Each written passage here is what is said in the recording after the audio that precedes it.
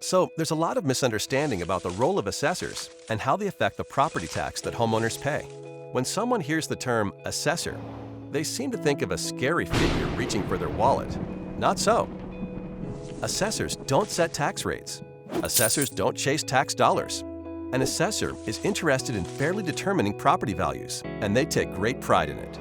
Property tax is determined by a simple formula. Assessors only affect one of these variables, the value. And they do so with incredible accuracy.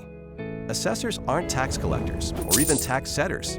They're just fellow taxpayers, and their primary goal is to make everything fair and equitable. Imagine that you're in a restaurant with two friends.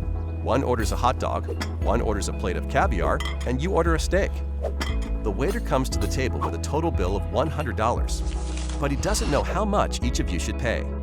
If everyone paid the same amount, the guy who ordered the caviar might be happy. But what about the guy who ordered the hot dog? Enter assessors. The food is your property. Just like these meals, some people's property is worth more than others. And it's the assessor's job to determine how much each property is worth. That's it. So in the same way the value of these menu items would need to be determined, an assessor places value on properties to ensure fairness and equity. After the assessor determines the value of each property, local governing bodies will set their budgets for the coming year. They set the tax rate in order to produce the dollars needed for their budgets. The value of a property does not affect the amount of property tax needed. The sum total of all those budgets is a set number that has to be divided up among all the property owners. So even if everyone's value was cut in half by the assessors, the tax rate will be raised in order to generate the same amount of tax revenue. The assessors don't determine the taxes you pay. They just determine the values of properties to keep everything as fair and equitable as possible. When you notice a change in your property's assessed value, that change is the result of a never-ending quest for fairness and accuracy. Assessors are graded on their performance, so there is a detailed system to get accurate valuations.